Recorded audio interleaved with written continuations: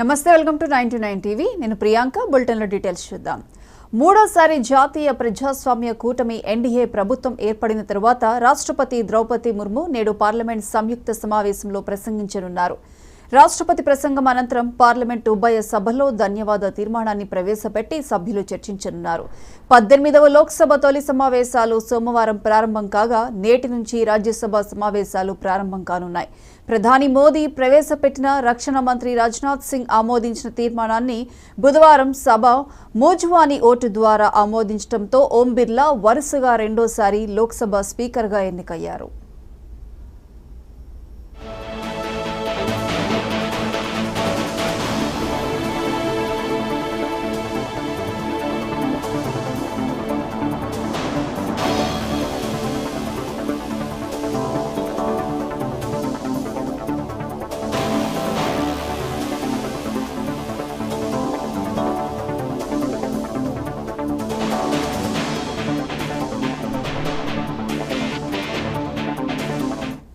మూడోసారి జాతీయ ప్రజాస్వామ్య కూటమి ఎన్డీఏ ప్రభుత్వం ఏర్పడిన తరువాత రాష్ట్రపతి ద్రౌపది ముర్ము నేడు పార్లమెంట్ సంయుక్త సమావేశంలో ప్రసంగించనున్నారు. రాష్ట్రపతి ప్రసంగం అనంతరం పార్లమెంట్ ఉభయ సభల్లో ధన్యవాద తీర్మానాన్ని ప్రవేశపెట్టి సభ్యులు చర్చించనున్నారు.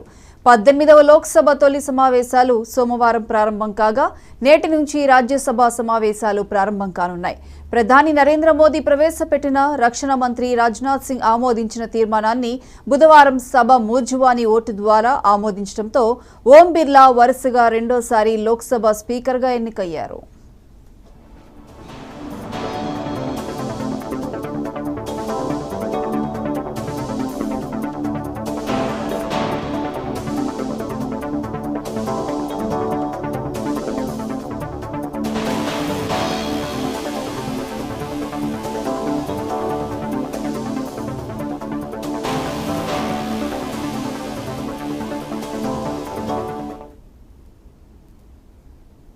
దేశ మాజీ ఉప ప్రధాని లాల్ కృష్ణ అద్వానీ బుధవారం ఢిల్లీలోని